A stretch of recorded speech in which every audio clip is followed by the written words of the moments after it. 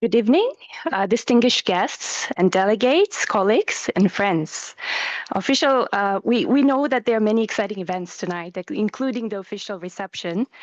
And we are truly grateful that you choose to be here because it's very important to talk about the POPs data and in the chemicals management and as well implementation of the Stockholm Convention.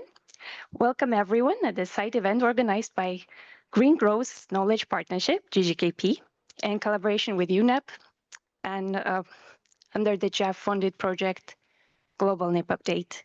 Tonight and today we focus on a very critical topic, the importance of data in chemicals management. And this evening we'll hear perspectives from national governments, regional experts, regional centers, international experts and journalists, and the youth. Each speaker will have a maximum of 5 minutes to ensure a lively and focused discussion. So we really hope for your understanding.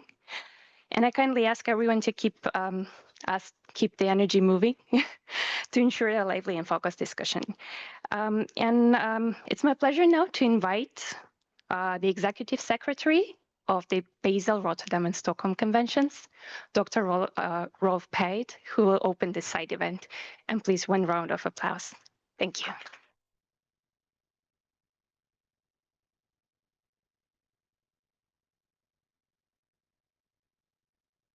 I love your enthusiasm, leaving glasses of wine and beer and nice food, and sitting in a room talking about data. Data is important, ladies and gentlemen. I went to see my doctor very recently, a couple of months ago. He says, you have to monitor your heart, blood pressure. So we had this machine, morning, midday, evening, and then we had this little app which showed the graph where my blood pressure goes up, when it goes down, and then when it goes back up again. Guys, this is data. Without taking measurements, we cannot take decisions. So without having data, we cannot take informed decisions. We'll be in the dark, basically in the dark. And it shocks me today that we have people who don't think of the importance of data.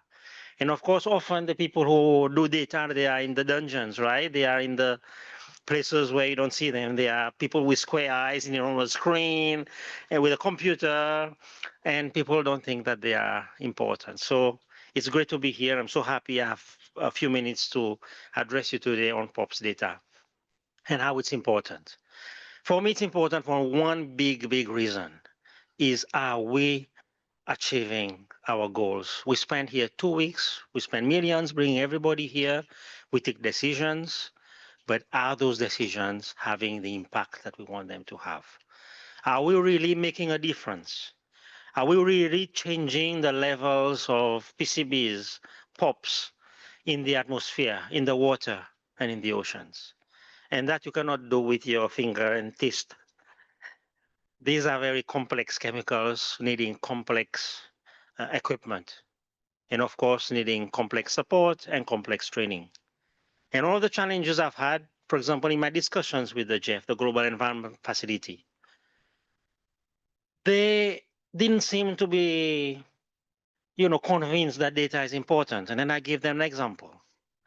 I said, I have a contaminated oil here with 1% PCB, and then I have a contaminated oil with 50% PCB. But if I don't know, this one is 1% and this one is 50%, I'm going to spend the huge amount of money just treating something that doesn't need to be treated, because 99% of that oil is safe. It's 1% that is got contaminated with POPs, and the other hand is 50%. So data will help us to take better decision, cost-effective decision, but also help us to measure the impact of the decisions that is being taken here. So I'm really keen on seeing that work continue, and I would like to thank UNEP, the United Nations Environment Program, the Chemicals Health Branch, the Knowledge and Risk Unit. People don't know much about you, but this is important work that you are doing, and of course, it will give light to why we are here and what we are here for. So data management systems makes the invisible visible. We start putting a figure. We heard this morning, talking about residual levels in POPs waste. We would argue for 2 weeks about minimum thresholds, parts per million, and so on. But at the end of the day, how do we quantify those? And we have our regional centers. So we have the regional center in Brno, which I'm, proud to say leads the way in POPs monitoring. And I'm very proud of the center because it's an investment that helps countries around the world. And I mentioned it this morning in my speech through the global monitoring program. We are monitoring POPs around the world. And recently I was also in South Korea to follow the negotiations on the INC. And what I found in the subways and train stations, they had monitoring equipment. That's the first time I've seen. There they measure particulates and other, they're not measuring VOCs like volatile organic compounds and all these things, but it's a start. And it's informing the public of the quality of the air that they are breathing in and out. So while I've described the impacts or the importance of data, it's very important that we keep talking about it. And we know that data under the conventions is not just a reporting obligation. It's a resource that helps us to do better planning and better decision making. And I think we need to continue emphasizing this to our decision makers. Many of our decision makers probably have done political science. It's true.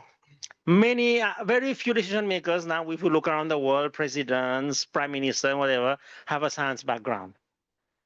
We can count on our fingers. And those that have a science background understand the value of data. But those in the social sciences, data, yeah, but not so okay. Right? We're more interested in election data than in other kinds of data. What people perceptions are, what people motivations are, rather than the real hard scientific data. And this explains, in my view, some of the challenges that we have today. We have many governments saying, no, why should we protect forests? Why should we protect the environment? Why should we protect waters? And of course, there are efforts to even close down institutions that collect precious data.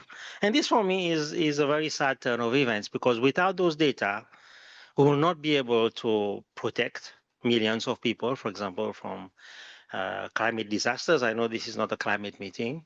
We will not be able to understand the health impacts of some of these chemicals. We will not be able to understand when people ask us, oh, are we getting cancers? We've seen the movie. I don't know whether many of you saw the movie on Sunday. We are getting cancers, but we don't know what it is. Is it the water? Is it the food? Is it where we are? Is it the pollution? So having data really is important. Now, the next step, of course, is great to collect a lot of data, but then how do we manage this data and how we make it available? And we've had challenges. And I'll give you the own example in my country, Seychelles. Seychelles is a tourism destination, right? And I started collecting data on all the beaches, which one, microbiological content in the ocean is low and high. But then suddenly the politicians told me, we don't want to say that we've got microbiological content in this water. It will affect our tourism industry. So there is always sensitivity with the use of data.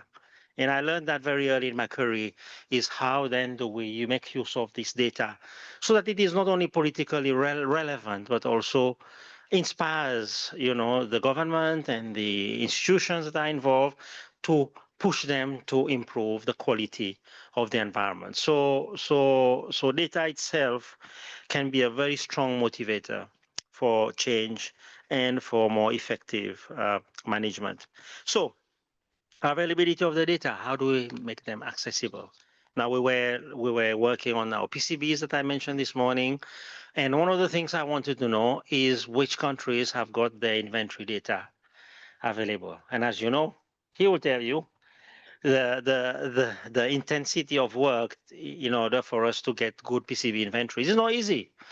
The PCB is all over the place in different contamination levels. Some are in storage, some are still on a pole, some I don't know where you found it everywhere. And how do we then make this data available? How do we collect it? And there's a cost to it. And that's why I was discussing with the GEF. We need to invest in the collection of data, not only for better decision making, but also for better decision on what destructive technologies we need to use and what approaches for management and collection we need to use. Now, I won't bore you. I know it's 7 o'clock and I can see you're still enthusiastic to hear from the other speakers.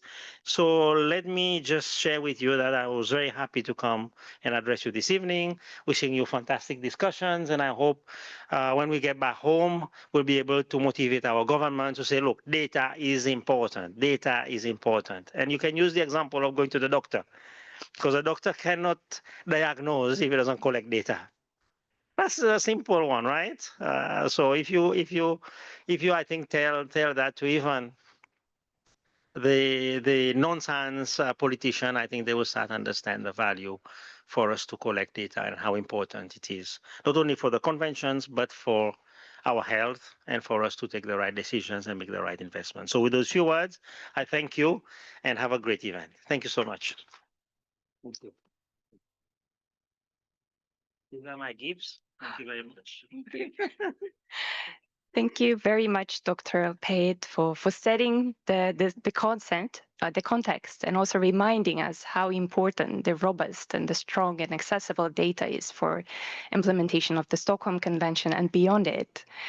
And we are very ready to start and invite our next speaker from Botswana, Mr. Saidi Motladili. He's a principal scientist at the Ministry of Environment at the Botswana, and he'll share a couple of insights on the data and how it is used in the national context of the country. Just a round of applause, please.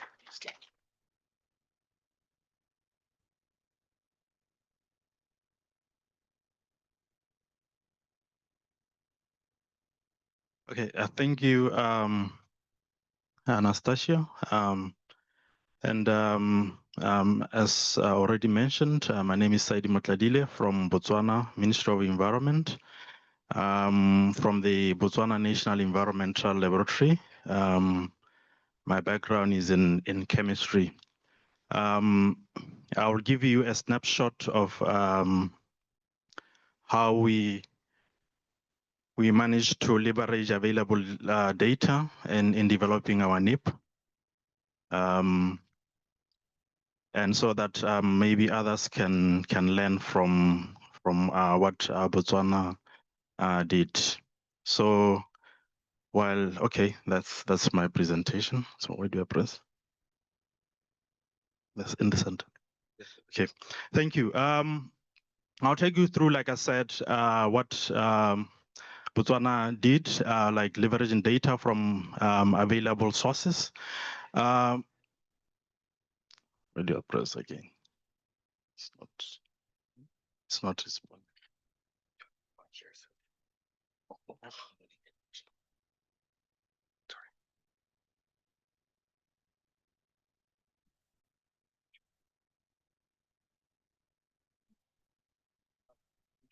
Yeah. Thank you, technology. My first slide basically shows the type of chemical industries that we have. We are not a heavily industrialized country. Most of the chemicals that we get are imported, and we basically use our chemicals in the mining industry, in the agrochemical industry, pharmaceuticals, petrochemical, and of course, environmental chemicals. So we do have pieces of legislations which manage some of these chemicals, especially the Agrochemicals Act, which looks into agrochemicals. And we do have other, the Waste Management Act, which looks into that.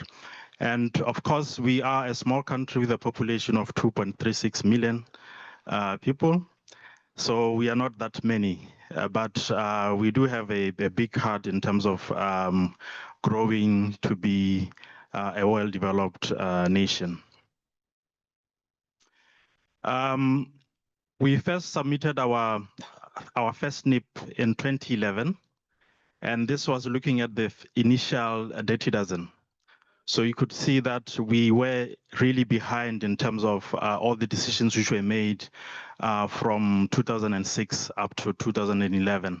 So we really had to catch up in terms of updating our NEP, looking at all the decisions which were made. So because we are a dualistic state, every decision that is made here, it has to be acknowledged by our parliament.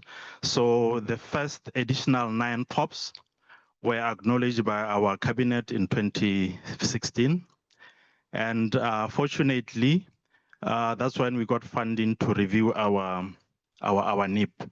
So when we're looking at our NEP, we then decided to take into consideration all decisions which were made, regardless of whether they were approved by cabinet or not, so that when they finally get approved, we are on the right track in terms of coverage of all the decisions which were made. For starters, the whole process of NEP development, we followed it to the latter. In terms of setting up the PS, the project steering committee, the technical committees, etc., etc. So in sourcing the data, we were looking at our statistics unit in Botswana. Is called Statistics Botswana. This is where we sourced some of the data in terms of the chemicals in the country. And then we also use the UN Comtrade database. And I believe Dr. Weber will go into that in details as to how you get to source data from the UN Comtrade. And then we looked into web searches. And like I said earlier, we have the register of pesticides, and they also have a database as to which chemicals are registered in our country and which chemicals are used by farmers. So we had the information readily available to check as to whether we have POPs chemicals which are listed or registered by the register of pesticides. And of course, because our department deals with waste management, we have annual waste returns. So we had data in terms of the waste that the country has and the type of waste that we have in the country. So that was a start in terms of tier 1 assessment for our NEP. So from the listed POPs chemicals, we had data on the PBDEs, SCCPs, and of course the MCCPs, which are to be probably listed in this COP. And then PCBs, we looked at the data of transformers entered in the country, because as per the requirement for the utility in our country, all transformers which enters the country must be PCB free. So it's easy to now check whether which transformers which are coming are PCB positive or not, and then from the assessment on the ground, then you can make the subtractions to see how much PCBs you have, transformers we have which are PCB positives. And of course, for PCBs, we went to tier 3 in terms of taking the samples to an accredited lab to actually get the quantities of PCBs. And of course, the other PFOS and dioxins and furans as well. These are a bit tricky because you can't really say we had data readily sitting somewhere for us to get. We relied on the toolkit which is provided by Secretariat, so that we can get the estimates of those dioxins. So as we did our NEP in terms of the data, we're also using available material from the convention websites, the guiding documents, as well as data quality, the guidance on implementing quality assurance, quality control for POPs inventory data. It's not responding. Okay. Even though I've mentioned those successes, we did have challenges in terms of data fragmentation, because we've got different institutions handling this data. It's not sitting in one area, so you really need to source it and then sift through the data so that you can close the gaps and inconsistencies in the data. And the other constraint are the resources. As a developing countries, there are competing priorities. So we have to really maybe sometimes struggle in terms of the human resources to get the data from where it's sitting. And then there was limited technical capacity in terms of testing. And I'm pleased to announce that we will be able to analyze for dioxins and furans soon with assistance from UNIDO, which has capacitated our National Environmental Laboratory. And then, of course, awareness issues as well, they were a challenge. And then inadequate infrastructure in terms of the laboratories. So when you have these challenges, when you are using available data sources, it becomes easier for you to actually, update your NEP.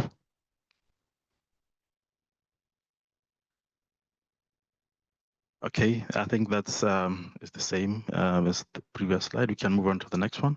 And then lesson learned.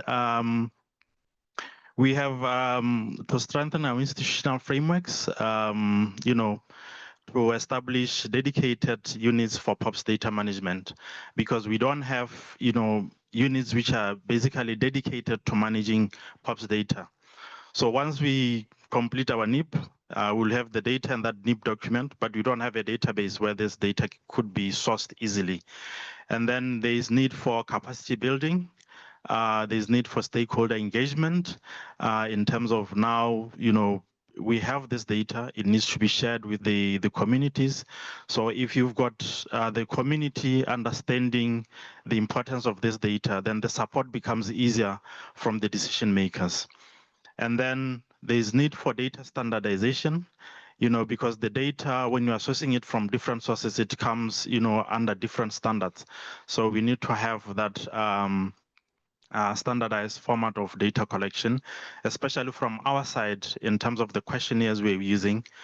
We needed to have standardized questionnaires.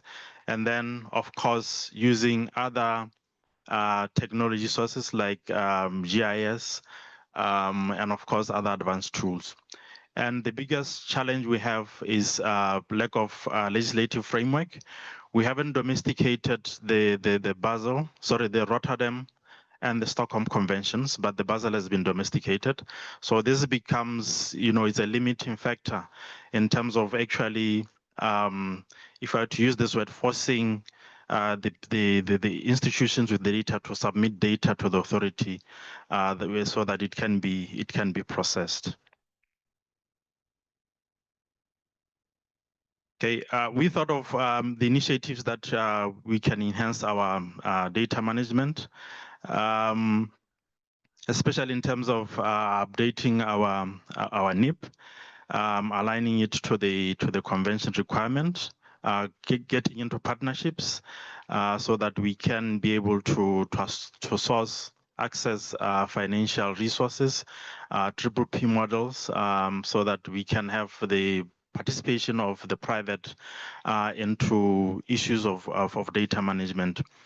And of course, we need to look into issues of public awareness campaigns, and of course, policy and legislative frameworks. I can see I've taken a lot of time. The other aspect that we looked into was the emerging POPs. We need to be to be updated so that we can be able to address emerging POPs. Because if you keep on lagging behind, it means when a new POP is being listed, then you need to now start to reorganize your institutional legislative framework so that you can be able to address it. And of course, health and environmental impact studies. We don't have a lot of those studies happening in our country, and we need to join the networks and generate this data. And of course, linking the data, POPs data in our country to SDGs. And I think this is basically what I've talked to, and thank you very much. Thank you very much, Mr. Saidi Modladili. And I think it was a great start to learn a bit from the Botswana. It's a very wonderful country. Thank you for sharing. And we are ready with our next speaker, Dr. Roland Weber, international consultant doing research on POPs. And probably most of you have seen him before or heard about him before. So he will quickly share about the publicly available data sets, which will help strengthen your national inventories, such as UN Comdrate database and e-waste monitors. Over to you, Roland. Yeah, thank you, Anastasia. So I will introduce to a part of the sectoral approach of UNEP. UNEP have asked to do inventories more on sectors, because finally the sectors like electronics or the transport or buildings, finally also in the management, you do the management by sectors. And in this presentation, I will introduce of using the UN Comdrate data for inventory of POPs and plastic in electronics. When we look to the 34 POPs, we see that many of the new listed POPs are actually plastic additives. We have 5 brominated flame retardants, now 2 chlorinated flame retardants, and also the UV328, the first non-halogenated one, is a plastic additive. So these plastic additives are mainly in the 3 sectors: electronic, transport, and building and construction. And at the same time, these 3 sectors have around 30% of overall stock of plastic worldwide. So therefore, you can link here very nicely the POP and POP inventory and the plastic inventory.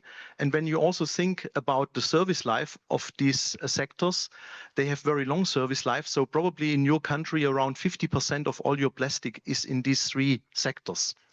So therefore, the POP management in these sectors require the management of plastic, and also the POP inventory actually require the inventory of plastic in this sector.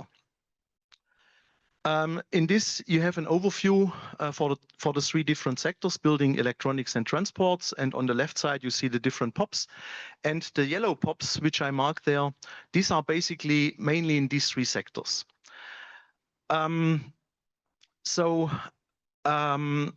How do we do the inventories?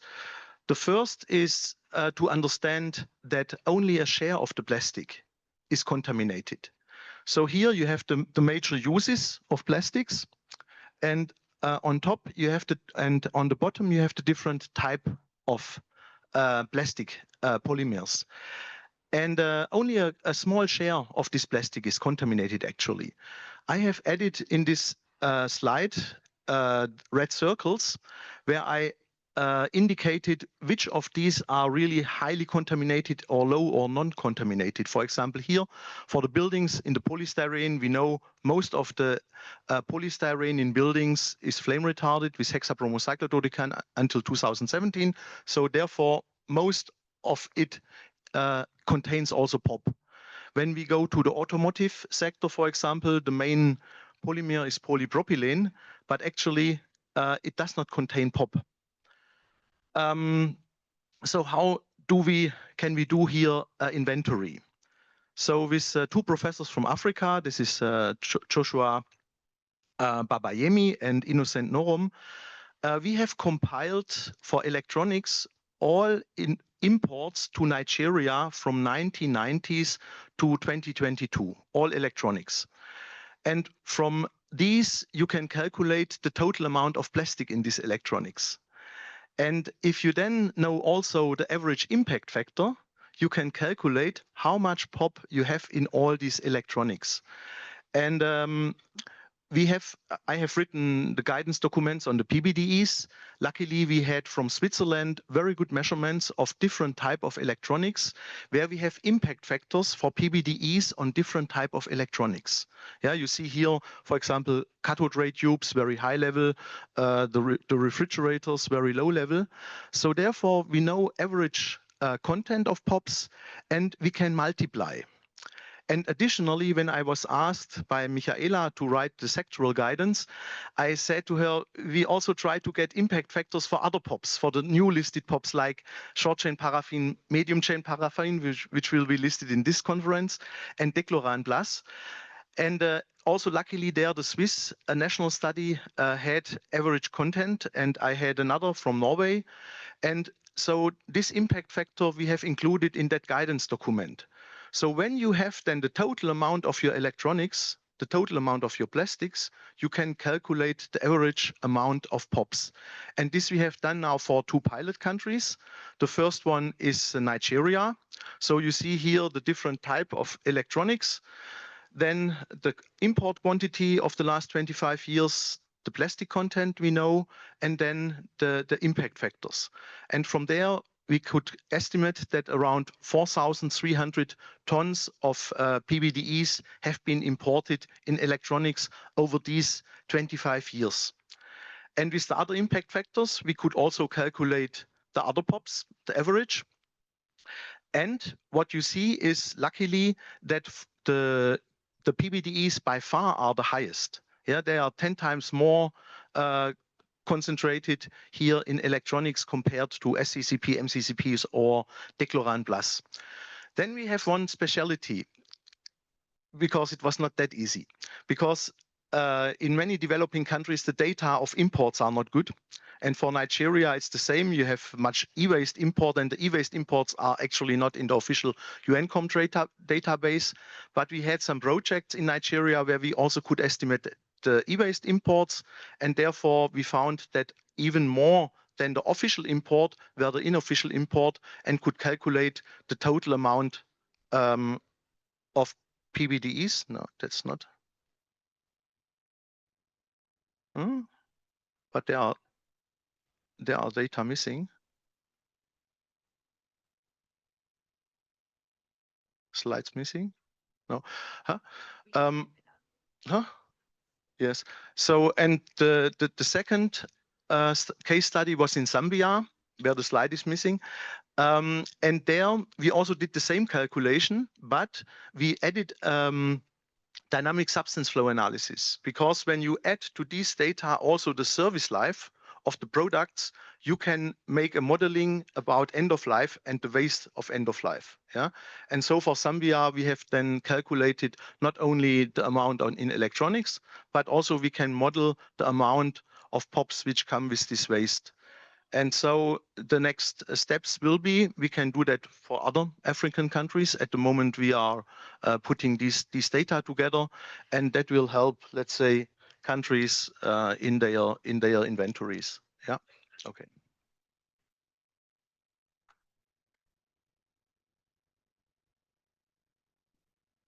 Thank you very much, Dr. Roland. And do you want to proceed with the e-waste as well? That was a tough one, right? The data. No, because we have invited UNITAR, but because we moved now 45 minutes, they cannot present. So Professor Kür, unfortunately, you see him on the left top. He cannot make it. So I will just a bit introduce today's slide. And it links actually to the work what we have done with Nigeria and with Zambia. So here, UNITAR is compiling with the S-Cycle team, which is in Bonn, data on electronics and other waste. So they do here quality studies about electronics globally. They are publishing together with the global e-waste statistical partnerships, the publications on the e-waste monitors. And here the goal of the global e-waste statistical partnership is to collect and improve worldwide e-waste statistics, enhance the understanding and interpretation of global e-waste data, improve the quality of e-waste statistic, and raise awareness. So here, over the last 11 years, they have published global e-waste monitors already since 2014. The last global e-waste monitor has been published 2024. And in these, they compile all the e-waste data for the individual countries. they have started to do regional e-waste monitors, and since a few years also they do national e-waste monitors to help the countries to generate the e-waste data and also the data on electronics. Today, when you want to have a global view, we have 62 million tons of e-waste. Only about 22% of it is overall collected. And this contain around 25%. This means around 15 million tons of e-waste plastic. And they have done training in different countries on this e-waste calculation and e-waste inventories. And just what I explained, what we have done for Nigeria and for Zambia, they are doing for all countries. And so therefore, actually, I have invited them to this to show you how they compile now for all your countries the electronic data, and that you actually can source from them about how much electronics is coming to the market, how much electronics is going to the end of life, and also how much plastic is going finally into end of life. And we are now looking to team up with the UNITAR team and also include not only for electronics, but also they are at the moment compiling the data for the transport sector. They are compiling the data for the batteries. And overall, UNITAR's plan is to develop overall guidance together with UNEP on plastics and how to inventory plastic. And at the same time, they help to generate the data. Yeah, and so our little projects on POPs, yeah, we are at the moment looking to team up with them because they are anyway generating this data for the different countries. And so the countries can then, let's say, get these basic data from UNITAR, and then we can calculate and estimate the POPs. Thank you for sharing these insights. And I think it will be really helpful for all the countries that are developing or updating their national inventories on POPs. And it was quite a technical one, right? So we are ready to welcome our next speaker who is joining us online. So it's a story about environmental journalism and how environmental journalism helped identify PFAS contaminated sites in Europe. And we have Stephanie Horel from Le Monde. Stephanie, over to you. Good evening, everybody. Thank you for having me, a journalist and not an expert or scientist with you tonight. So what I'm going to do very briefly is to explain how we did what was called the Forever Pollution Project, which was a project about PFAS contamination in Europe. Could you please show the next slide? Thank you very much. So just to introduce the project, it was what we call cross-border investigation, which means a collaborative effort between many journalists in many countries, and this is my cat. So we were 30 journalists in 16 countries, and we published, I'm really sorry about that. We published this map in February 2023 on Le Monde's website, and it had a major impact on the political discussion at the EU level, but also at some national levels. What this map showed was 3 different levels of information. One was the contaminated sites category, so that's sites where there is contamination sampling data that shows PFAS contamination, and that was up to 23,000.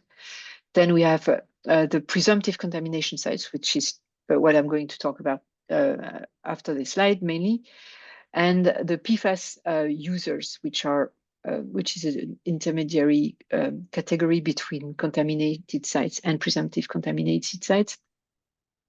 And in addition to that, that belongs to the contaminated sites category, the PFAS manufacturing facilities, which had never been mapped before this effort.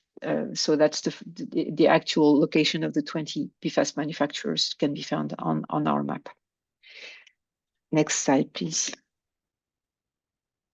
So to be more precise about what we call presumptive contamination sites, these are sites where high quality testing for PFAS is not available, but which can be presumed to be contaminated on the basis of scientific investigations and expert advice.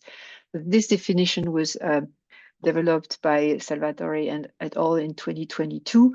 They first had an online map, and before their paper was published, we decided to adapt their methodology to Europe. So this was our definition of presumptive contamination site. But of course, you don't have the same kind of data in Europe and in the United States. So we had to adapt and find tricks to finalize the project. So there are three main categories of presumptive contamination with PFAS. The first one is the most well-known in terms of the most spectacular levels of contamination in Europe. These are sites contaminated by aqueous film-forming foams. That's AFFF, firefighting foams, which you can find in airports, military bases, and firefighting training sites. One of the main hotspots in Europe is in Ronneby in Sweden, a community where people have amongst the highest levels of PFOS in their blood following contamination by a military base. Then you have the second category, which are sites related to PFAS-containing waste, because of course the waste contains all the waste of our society and consumer products. So you've got wastewater treatment plants, non-hazardous and hazardous waste treatment facilities, and incinerators. And then the third category, which was the most difficult to work on, was the industrial facilities, industrial sites. Could you please show the next slide? Thank you. So in the United States, the scientists had managed to map over 40,000 sites, and they have made this very, very, very useful list of economic industrial activities that can be presumed as using and contaminating the environment with PFAS. And they listed them using what is called NAICS codes. So the NAICS codes is the nomenclature for economic activity. So what we did is it was very difficult because we don't have exactly the same categories. So we kind of matched the categories with the NAICS codes, which is the EU nomenclature for economic activity. But then once you have this, you don't have the addresses of each of those industries and facilities. So we had to cross-match this with the emissions register of the EU to finally obtain a number of sites, which is really, really underestimated. Could you please show the next slide? And so even if the figure is impressive, 21,500 presumptive sites for the whole Europe is really underestimated. And we know that because the Danish regional authorities have done this homework, and they have mapped for Denmark alone, which is not very much industrialized country, over 15,000. Which means we think that there are more than 100,000 sites in Germany alone and in France alone because of the big industry sector. And so what we did as an investigative effort is now available as a scientific paper. The methodology is available to everyone and is adaptable even to the lack of resources and data. And it is now seen to map presumptive contamination site is seen as a very important step for a country to prioritize sampling when you don't have the resources, like what was mentioned earlier, which is one of the main issues. And it can be done by developing countries without measurements. So you don't have to have the labs to do this. It's a cheap effort. You need a couple of nice brains. And so you can in the course of only a few weeks, figure out how many sites could be contaminated by PFAS in your country. Thank you. Thank you very much, Stephanie. We truly appreciate, and I think this is a really impressive example of environmental journalism and how it works for the national, or could work for the national inventories. And before we close the session number 1 on the public data, we would hear from our colleagues in Ethiopia. So please welcome Mr. Adiso Tibebo, Head of Environmental Compliance and Enforcement Desk and National Focal Point for the Stockholm Convention at the Environmental Protection Authority of Ethiopia. So if you could kindly keep your presentation within the 5 minutes, it would be really great. Thank you, and over to you, Adiso.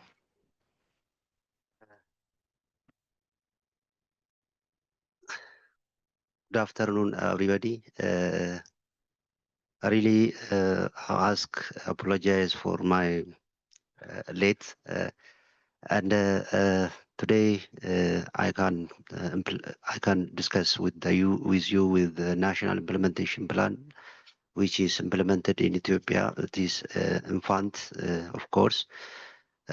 So we discuss it as introduction, coordination, and inventory to be developed during NIP update in Ethiopia. And also to develop the national implementation plan, we can do different activities, and we can discuss with the achievements. So as introduction, Ethiopia signed in 22 Stockholm Convention and ratified into July 22.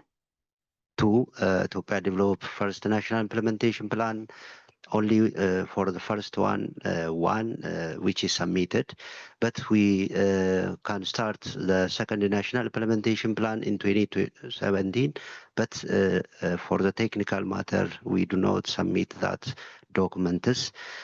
But the data is available online, but the secretary do not know about that data. That is our negative side.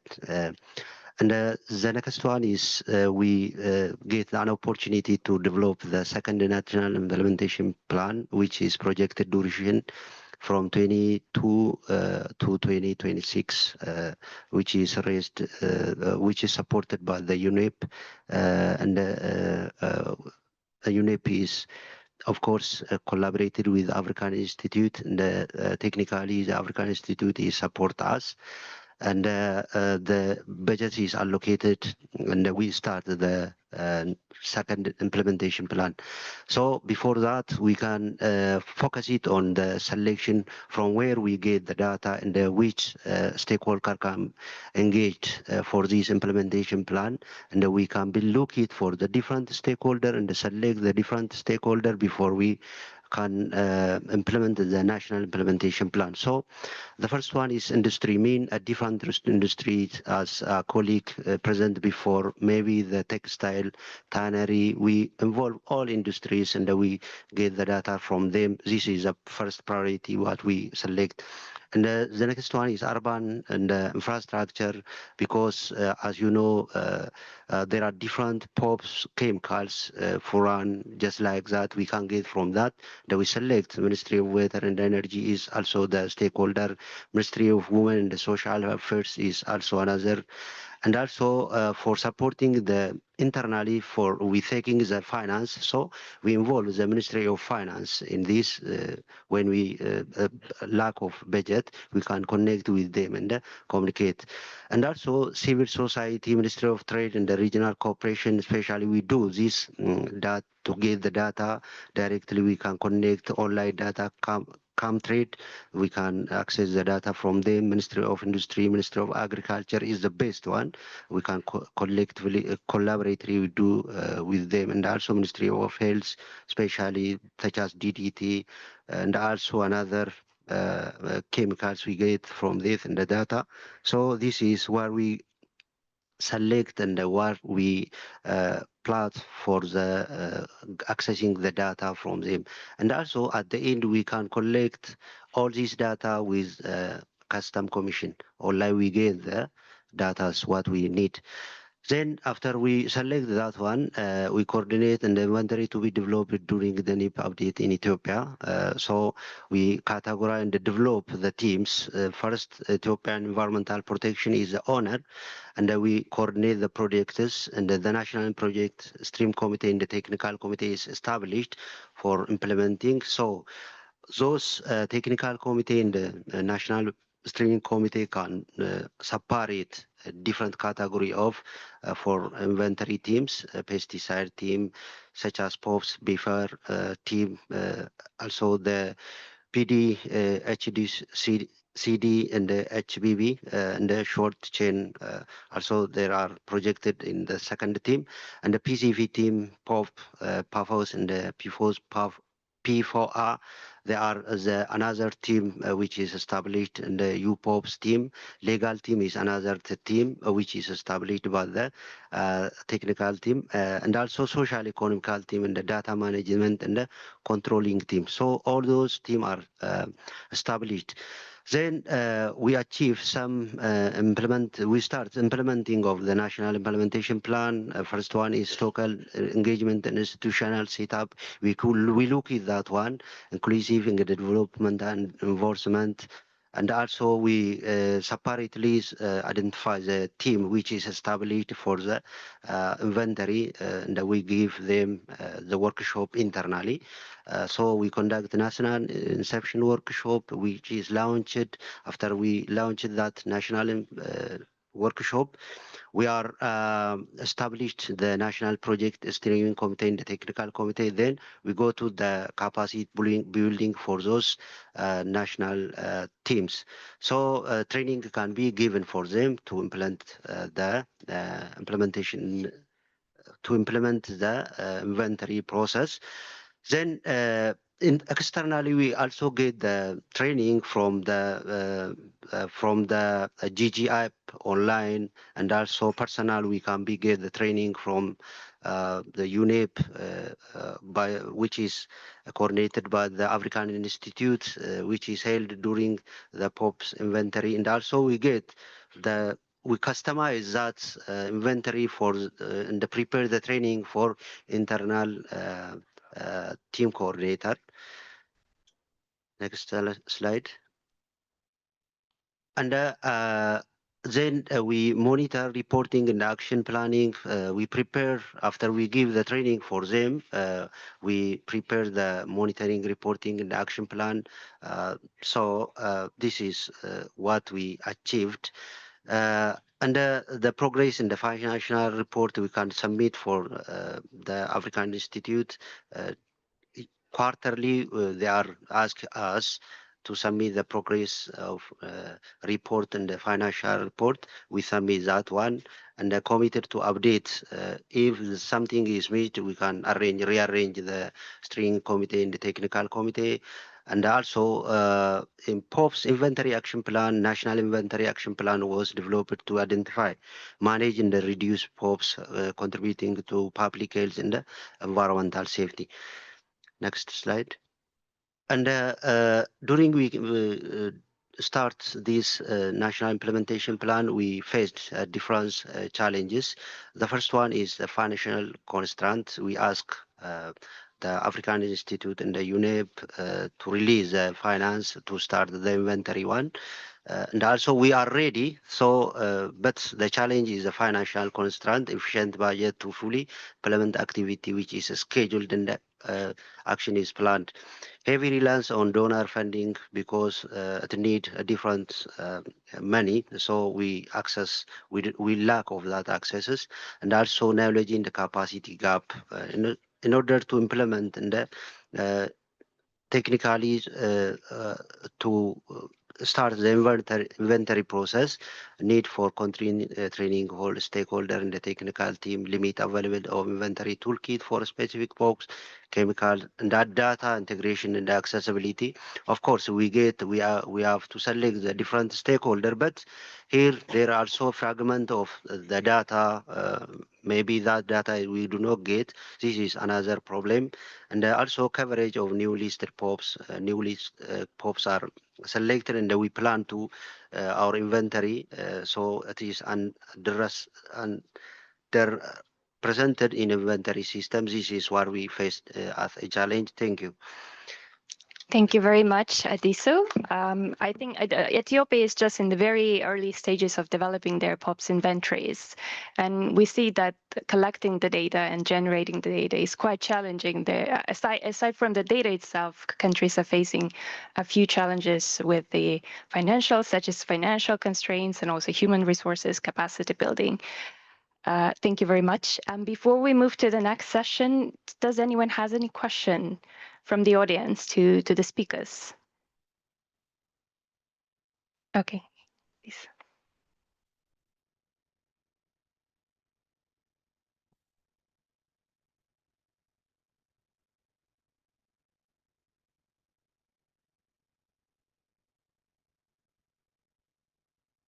I have a question on the, first of all, I'm Azevedo Gonçalves from Europe Hazard Waste. And I have a question on the sectorial approach for POPs inventory presented by Roland Weber. When you presented the different concentrations of POPs in different categories of plastic, it seemed to me that the ones that contain the most POPs were those in construction and building sector, if I'm not mistaken. And then when you moved on to the phase where you actually quantify them, with the case study of Nigeria, the ones you focused on were the ones in the electronics, and I would like to know why. No, so the presentation was only on electronics and data of electronics. Okay. Yeah. The one slide, what you saw on the different type of plastics in the different sectors, Right. there I just wanted to show that only a part of the plastic is actually contaminated. And what will happen the next 10 years when we now think about circular economy, each of the country will need to think how to separate these type of plastics. Right. Where are the POPs? And when you said in the building there was this high concentration, Right. this was especially with the hexabromocyclododecan, because they are for the insulation foams, you really have more or less, if you have a flammability standard, then you have everything flame retarded. And because for EPS and XPS, there were only hexabromocyclododecan available from 1960s to 2013 actually, or even 2016. So therefore you see here for the building some big spots. Yeah. While yes, for the electronics, you also saw some spots for the ABS, for example, and for the hips, yeah, where we know we have the POPs there. While yes, in the transport, yeah, there are not many spots. Yeah, the most POPs you have there in the textiles, in the seats. Yeah, you have the cables. Yeah, but if we are lucky, the polypropylene, which is a big part of the polymer in the vehicles, and there will be from the German, the European car manufacturer, also a side event. They are at the moment thinking about sourcing their plastic because the European Union is asking for 25 recycling rates in the new cars. So therefore, they really have to source back. And at the moment, what we know is that the polypropylene, which is the biggest one, is normally flame retarded. Yeah, but for example, what is missing there is the UV328. Yeah, this has been listed 2023. It is in many plastic, also in cars. Yeah, but unfortunately, up to now, we do not have any measurements. Yeah, right. And I can only work with the data what we have. I understand, yeah. We know that there will be more spots also for the transport sector, but this only comes when we get the data. And just in front of you, there is a Dr. Kashiwara from Japan. Now you wake up, huh? Sorry. No, but she's measuring these POPs at the moment in different plastic components. And Japan is doing at the moment a study on the POPs in their plastic. Yeah, so we will get more data. Yeah, but it takes some time, and I try always to get this data and to get it in. That also these countries which do not have any means of measuring them, at least have an idea, yeah, where the problem is, or basically where also no problem is, where we can recycle. Okay, yeah. Thank you. You're welcome. Thank you very much. And okay, one more question, but a very quick one as we are moving to the next session. Thank you very much. Mine is not really a question. I'm Johannes from Namibia. I just want to echo on the challenges that were highlighted by the presenters, especially from the developing countries. There is really a big challenge when it comes to data. If it's either not there or it's scattered. It's not found in a central place where you can gather it and put it together so that it can be used and collected by even researchers. So that's the biggest challenge that we are experiencing in developing countries. And I'm happy that this sort of presentation came about so that maybe we can learn and improve on that in future. Thank you. Thank you very much. And I guess we can give a round of applause to our speakers. Thank you very much. And we are moving now to the next session. So now we heard about the publicly available data sets. And now what can we actually do about the data? How can we better generate the data that we collect, that we need? And how can we manage and connect this fragmented data that already exists to serve the countries and decision-making makers more effectively? So to help us explore these questions, it's my pleasure to invite Ms. Mihaela Claudia Pon, Program Management Officer at the UNEP Chemicals and Health Branch, to share why building more systematic and connected POPs data systems is so crucial.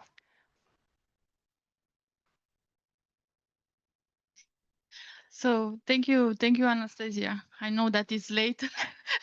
It's late, but I will try to be very short. So I'm Mihaela Pon. I'm Program Management Officer within UNEP, and in my daily work, among other stuff, I'm supporting countries with their NEP updates related work.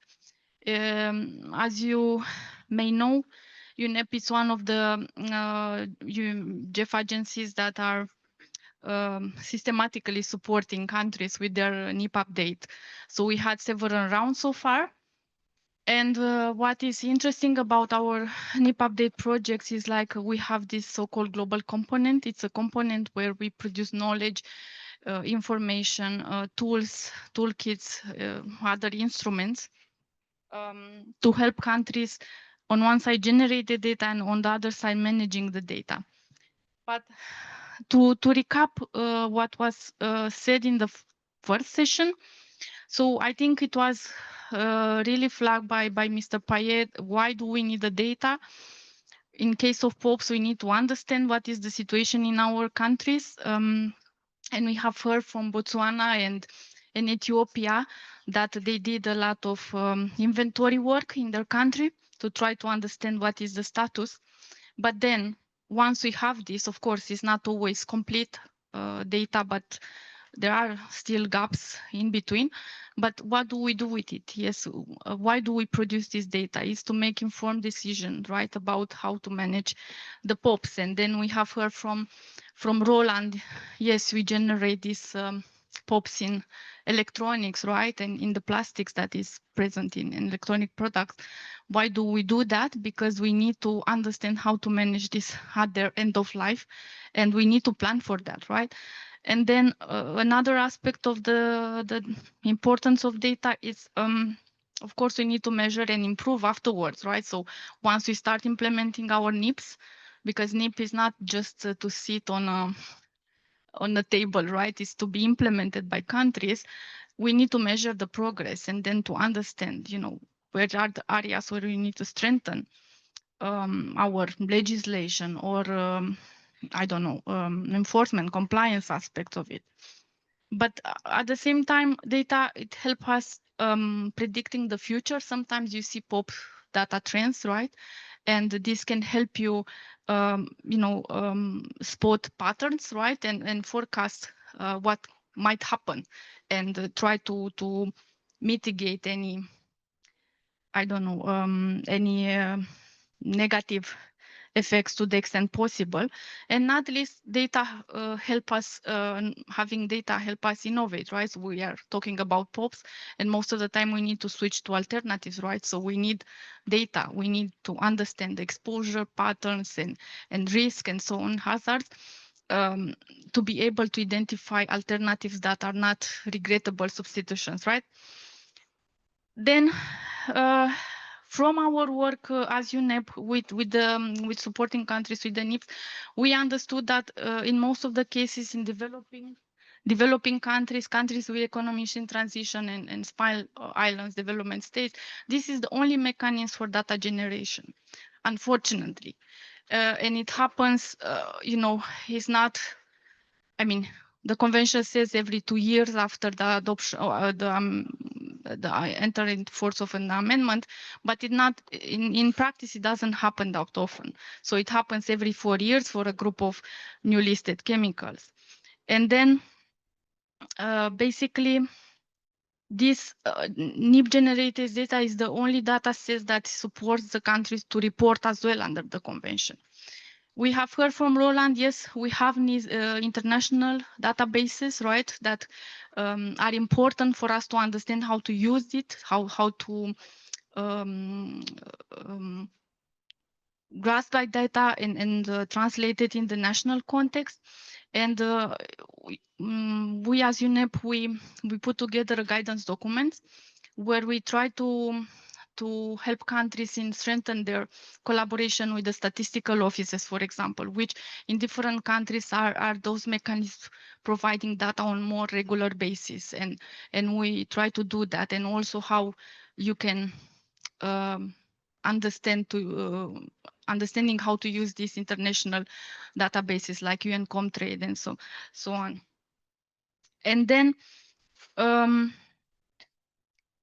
basically why it is important for countries to adopt this medium or long-term data management systems for POPs, for example, because POPs is not a short-term task, right? We have seen that this takes years for us to deal with the problem. And this basically having such a system, storing the data, can help you better track, report, reduce and prevent POPs pollution, of course. But in the current realities, there are many countries facing lack of data management systems. So that is a reality we have heard. They are still struggling with that. Some may have parts of it, but it's still fragmented. And then what can be done in this situation when they face these challenges? I mean, if we look, how can we support them in maintaining their data and storing the data and manage it further? So from UNEP side, we just concluded a project where we developed this integrated electronic toolkit. It's one of the toolkits that is supporting countries to organize their NIP data in predefined templates. This is a toolkit that is currently undertaking testing by the parties of the Stockholm Convention. And it's a toolkit that also ensures that there is clarity for parties in understanding what is the linkages between the NIP data that they generate and how this links to the reporting obligation that they have into the context of the Stockholm Convention. And I think that this was one of the gaps that they face for a long time, not understanding these linkages and basically not being able to report to the extent possible under the Stockholm Convention. And then also, we are really fortunate to have our regional centers. So we have here some colleagues from RECETOX in the Czech Republic, and we have other colleagues in other regional centers that have established, that are greatly supporting the parties on data management, and they have practical solution for regional data management systems. And for this, also through the UNEP projects, we have put together guidance documents outlining what are the key characteristics and essential elements for establishing these regional data management hubs. And we will hear from my colleague here on my left side, Katka, on how they did that in the Eastern Europe region. And basically, also this guidance includes also case studies that you can see examples from the work done by the different regional centers. So that is all from my hand. I hope I covered exactly the topics. Thank you very much, Ms. Pon, and thank you for setting the scene and reminding us how it's important to have the stronger data management systems for the POPs management. And I would like to probably encourage you to have a round of applause. And moving forward to more practical aspects of data, let's talk about monitoring POPs in plastics. And please welcome our next speaker from India, Regional Center India, Dr. Ramesh Kumar, Principal Scientist at the NERI.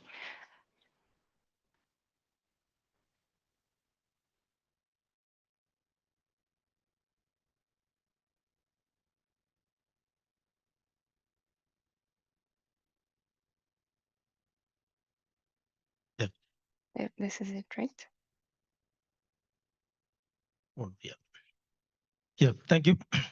Yeah, good afternoon to one and all.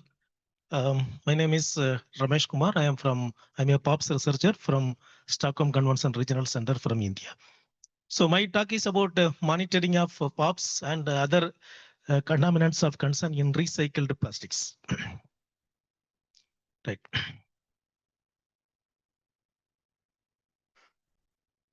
Right.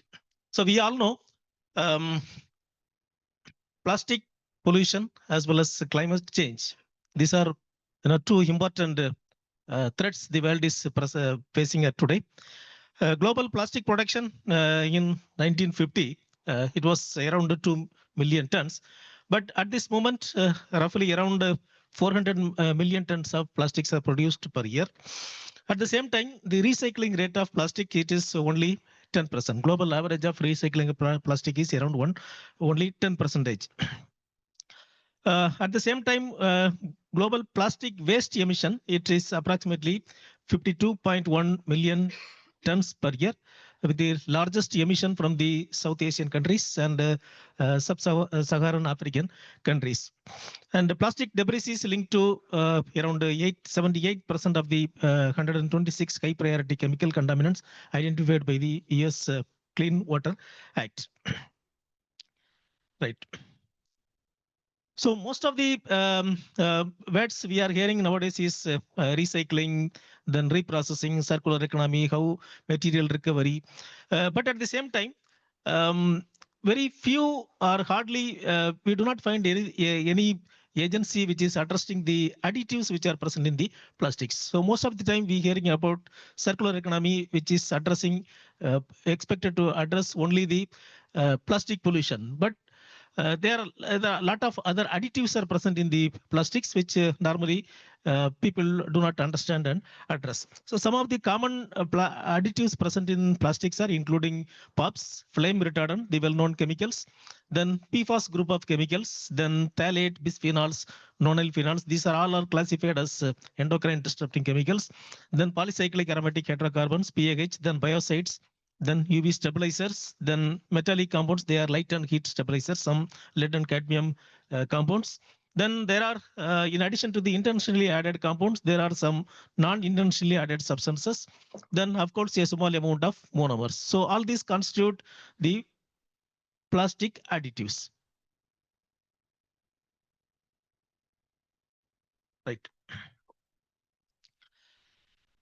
So plastic recycling, there are currently two technologies are available. Mostly in the developing countries, it starts in the mechanical recycling, and slowly the chemical recycling, it is slowly coming up in the developed countries. So let us have a quick overview about what is plastic recycling, both by mechanical recycling as well as chemical recycling. So as I explained, most of the recycling technologies, they are aimed to reprocess as well as to recovering materials and to create new products out of the feedstock. So the ultimate aim is to reduce the plastic pollution. So this process involves collection, sorting, shredding, then cleaning and melting of the plastics. And after melting, it is extruded into pellets, and the pellets makes into the new products. But at the same time, what about the additives which are already present in the plastics? They remain there. Sometimes they may create some byproducts, or they may again also upcycle. So mechanical recycling, it mostly follows the same order: collection, then sorting, shredding, cleaning, and melting of the plastic. Chemical recycling, in contrast to the mechanical recycling, they attempt to depolymerize the polymers, and the polymers are converted into monomers. So at the same time, a lot of other byproducts, especially volatile organic compounds like monomers like vinyl chloride, styrene, isocyanates. So all these are produced with the benzene, toluene, polycyclic aromatic hydrocarbons, formaldehyde, and high temperature tars. So these are other byproducts of the chemical recycling. So various studies indicated that pyrolysis of waste electric and electronic plastics and end of the life vehicle parts and PVC may form the highly toxic dioxin and furans. Also, the other chemical recycling methods like pyrolysis and gasification of plastic parts also generate the polycyclic aromatic hydrocarbons as well as other uninitially produced POPs. Right, so these are the challenges associated with both chemical as well as mechanical recycling of plastics. So in almost every process, some are mostly in mechanical recycling. Mostly it is, the challenges are the occupational exposure to the workers who are involved in the sorting as well as cleaning of the plastics and shredding. So a lot of greenhouse gas emissions are also possible. Then during the shredding, microplastic emission, this is also one of the byproducts. Then washing, of course, a lot of the pollutants which are present in the plastics, they may migrate into the washed water. Then during extrusion, GH emissions, VOC emission, and air pollutants are also generated. Then in the chemical recycling, also almost the same group of whatever additives are present, they are converted into monomers as well as other toxic compounds, and they are emitted. Right. So to find out the additives which are carried over to the recycled pellets, we conducted a study. Still, it is ongoing. So in India, mainly the mechanical recycling is practiced. Mostly plastics made of polyethylene, both HDPE and LDPE, then polypropylene, and PET recycling are quite common in India. Slowly, this multi-layer plastic recycling, it is coming up. Very few recycling industries are operating in the multi-layer plastics. So mostly very small scale recyclers are dominant in India. So far we covered around 25 plastic recycling industries, and we collected around 40 samples. So these samples were analyzed for 5 group of contaminants, important group of contaminants like flame retardant, both PBDEs as well as organophosphorus flame retardant, then polycyclic aromatic hydrocarbons, polychlorinated biphenyls, and phthalates. So these are some of the samples which we have collected during our survey. Next, please. Yeah, so let us see the different level of contaminants present in the recycled pellets. So the first group is PBDE. So we analyzed total 7 containers, 7 indicative containers. Mostly the PBDE 154, 154 as well as 209. Of course, 205. These are all some of the dominant PBDE containers. Almost 25, not all pellets have positive for the PBDE. Roughly 25% of the samples are positive for the PBDE, and their concentration ranged up to 200 microgram per kg. PBDE 99, 154, and 209 are dominant containers. So the presence of PBDE in the recycled pellets, it indicates probably there might be a mixing of this e-waste in the feedstock, as well as the use of PBDEs in some of the consumer plastics. So in addition to the this legacy flame retardant PBDE, we also monitored the benzotriazole UV stabilizers.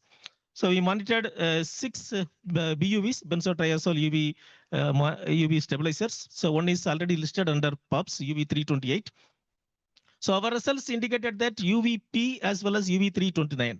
Almost all samples are at least one of the this BUV are present in at least one of the compounds in all the plastics. The 100% reduction frequency was noticed.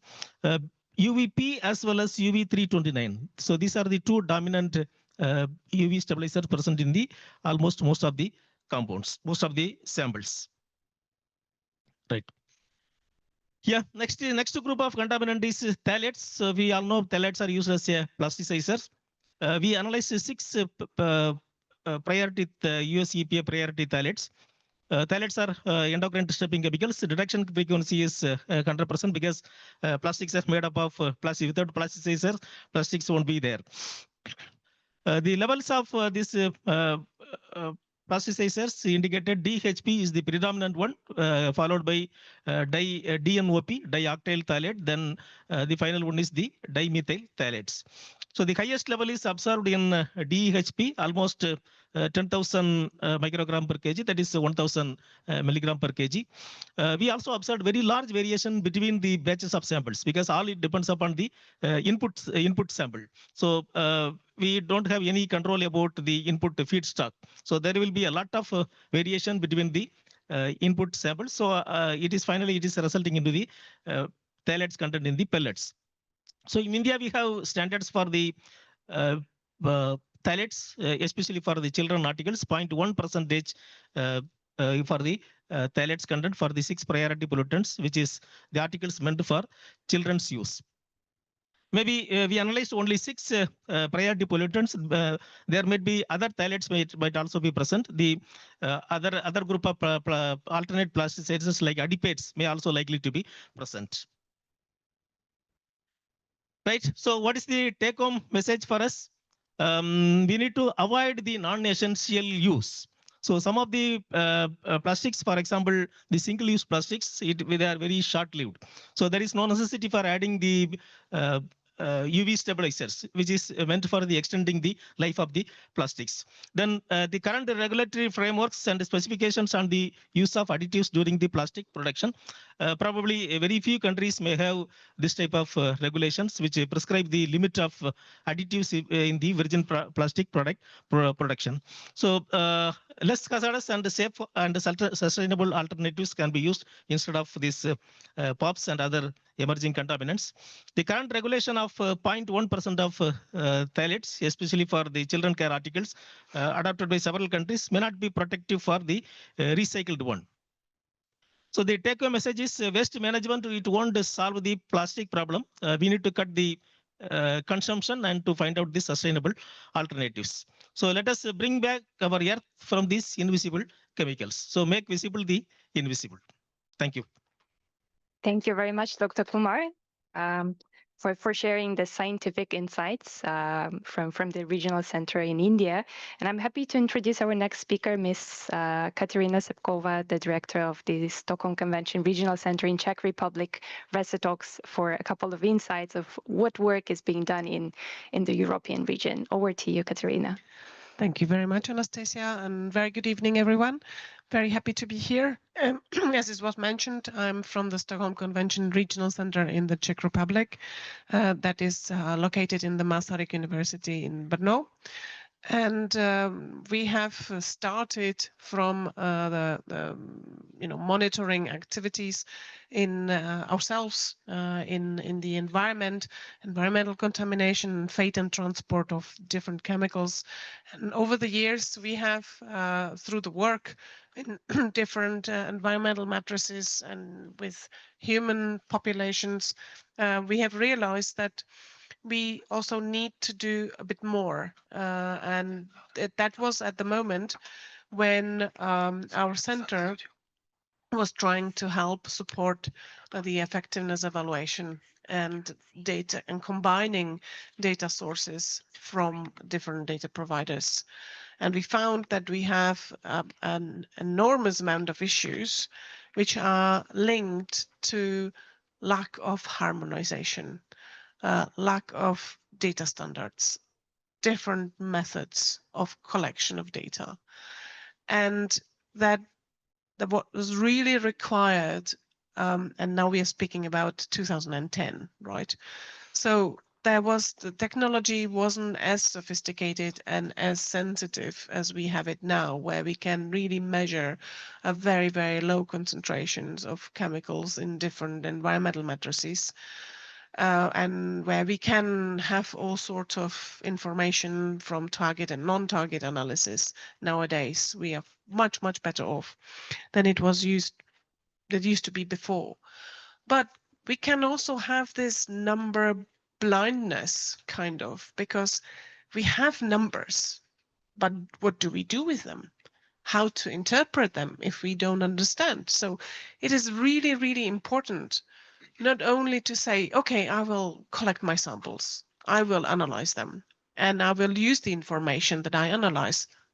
What for?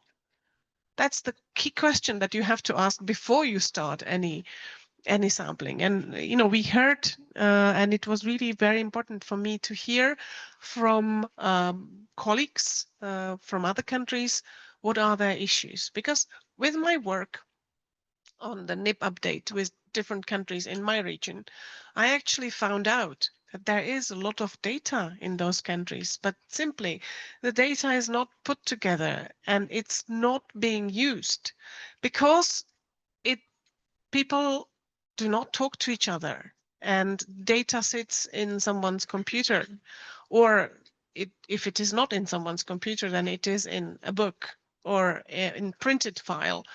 And we have all been there. We have converted from printed files that didn't have electronic data records, and we've converted it into the format which we can use and which we can preserve so that it can be used 20 years from now.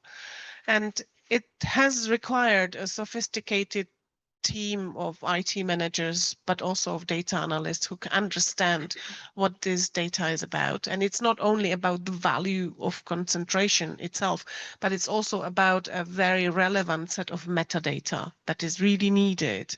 And nowadays, and some of you who really work with data, you know that there is a concept of verification, which speaks about findable, accessible, interoperable, and reusable.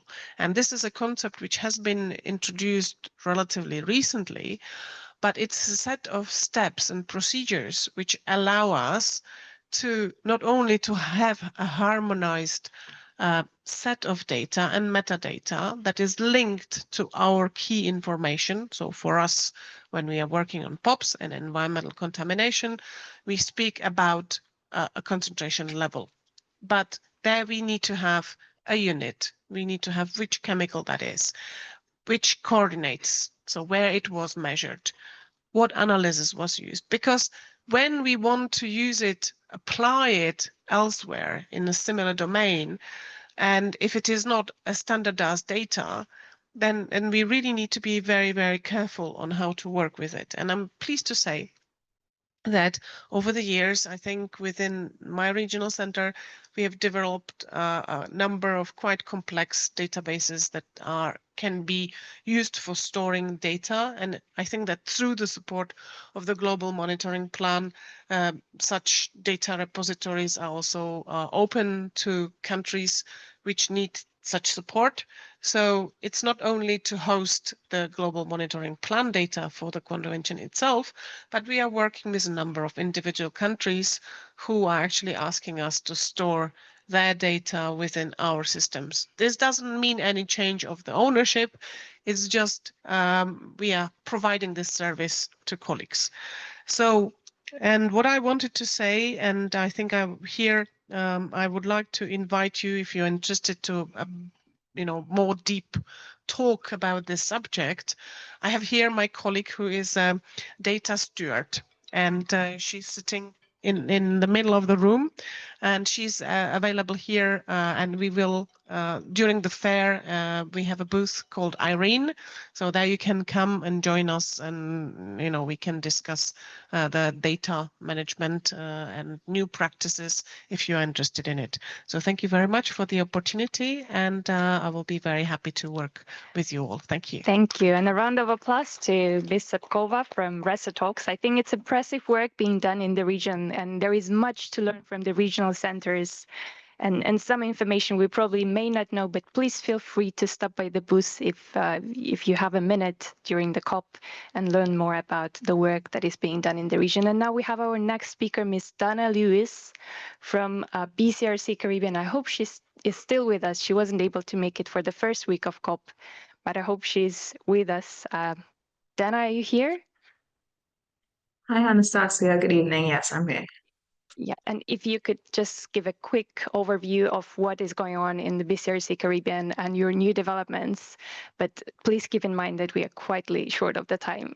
Sorry for this. And over to you, Dana. Okay, that's no problem. Thank you all and good evening. I'll be very brief. So again, thank you for the opportunity of having the BCRC Caribbean present on our POPs Regional Information System, or the POPs RIS.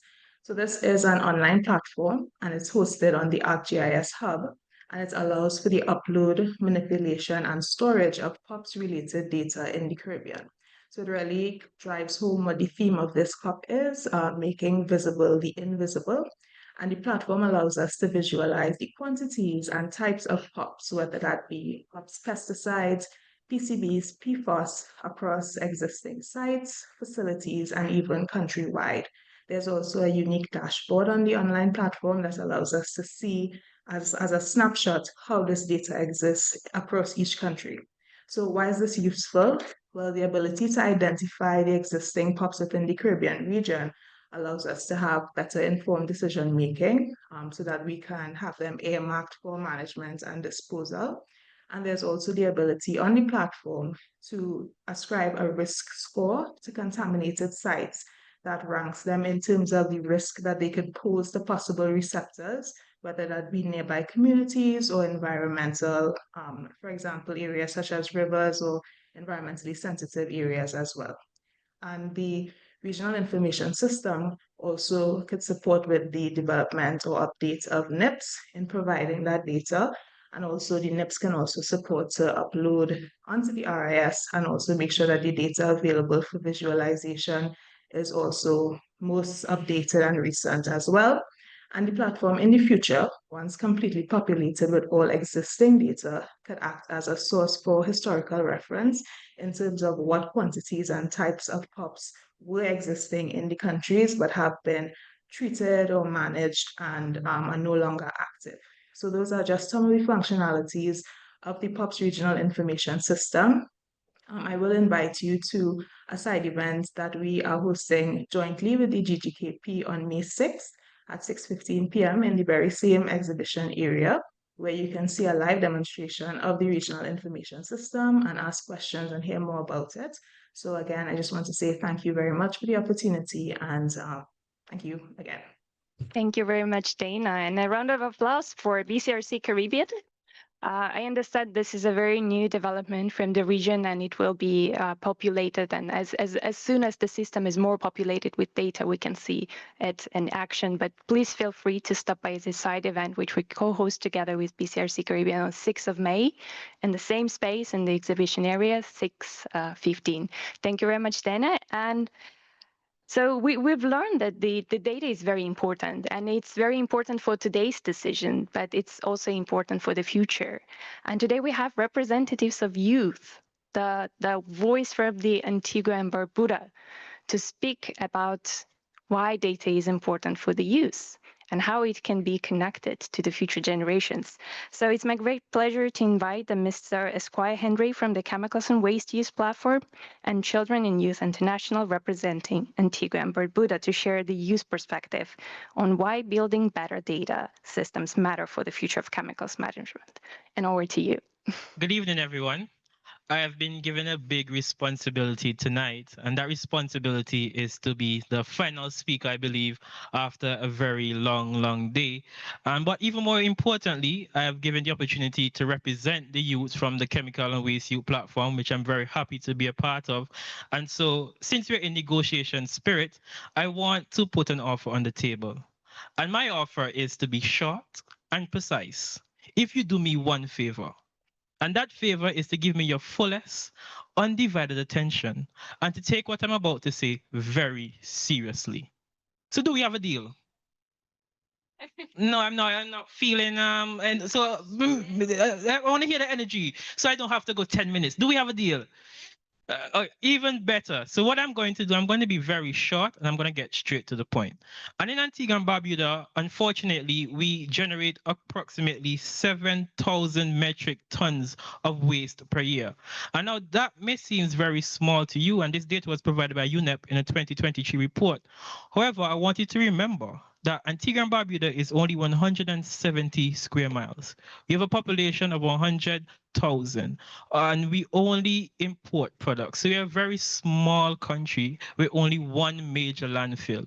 I know this is not only a situation in Antigua and Barbuda, but it's more so across the small island developing states.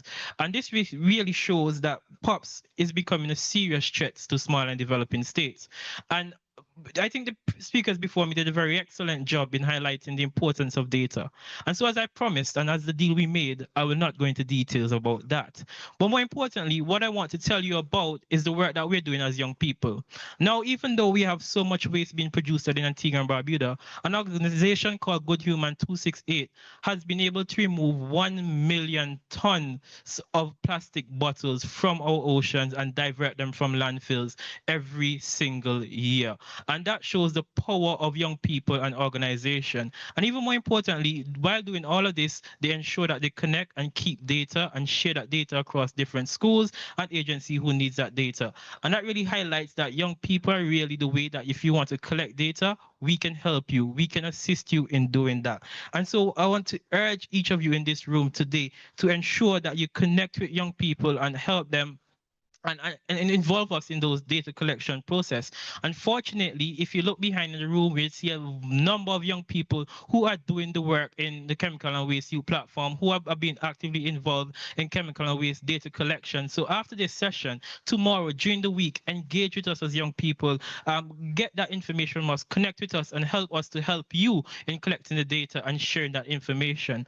And now the speaker before me also highlighted the importance of not just collecting the data, because that's just one step, but we must ensure that the data we collected are relatable and can be presented to all people of society. Because unfortunately, what we have now are people who are collecting data. As the speaker mentioned, they're data that are available, but guess what?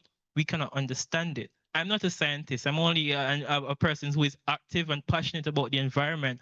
And so when we present these complicated sets of data, can I understand? Are we really accomplishing our goal of presenting these information to persons? And why is this important? Because if you look at a farmer and you want to teach that farmer from a rural communities to use less pesticides in their production, and you go to them with all these fancy information and package big words and stuff that they cannot understand, do you think they'll be motivated to make that change? Honestly, maybe not.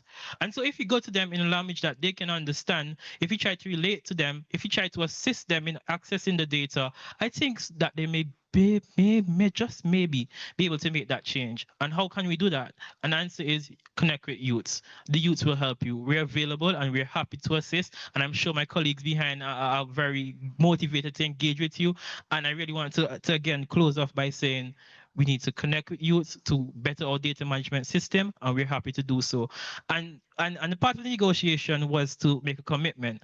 And so I want you to use the best voice that you have tonight, even though you're very tired, and say, I will commit to engage youth in data collection. So let me hear.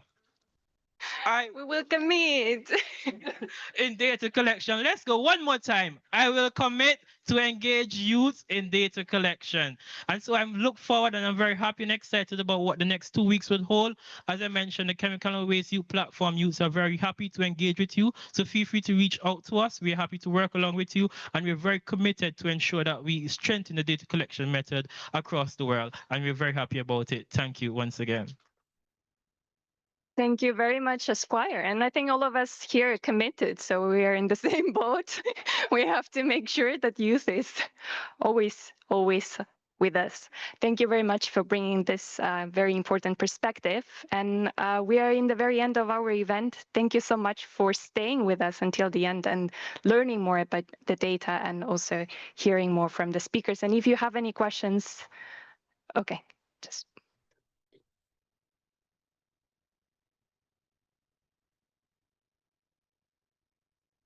So thank you so much for the insightful discussion and the encouraging words, Esquire. Uh, so my question is, while also focusing on sort of leveraging policy that is available publicly, how do you see the role of traditional knowledge and community-based environmental observations? Could integrating such knowledge also enhance the quality of reach of national inventories, especially in regions where formal monitoring might sort of be limited?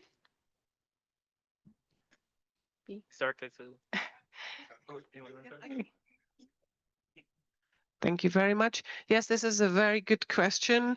And I can say, yes, it is very valuable.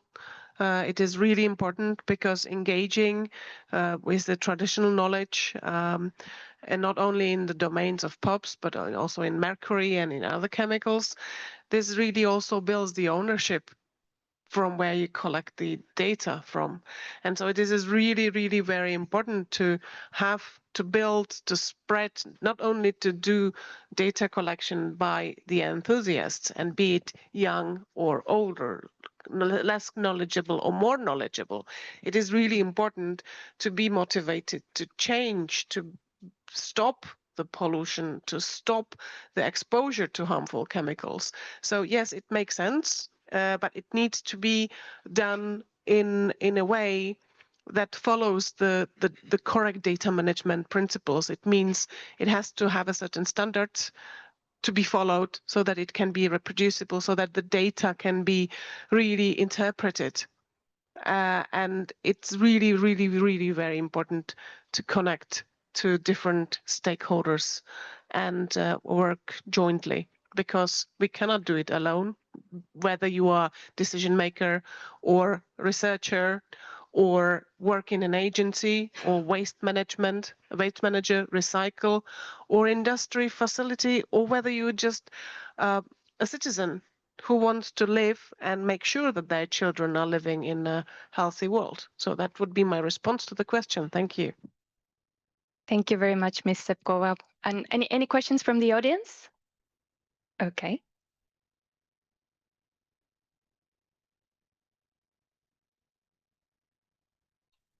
Thank you. My question goes to the doctor from India that made presentation on chemicals, recycling and mechanical recycling.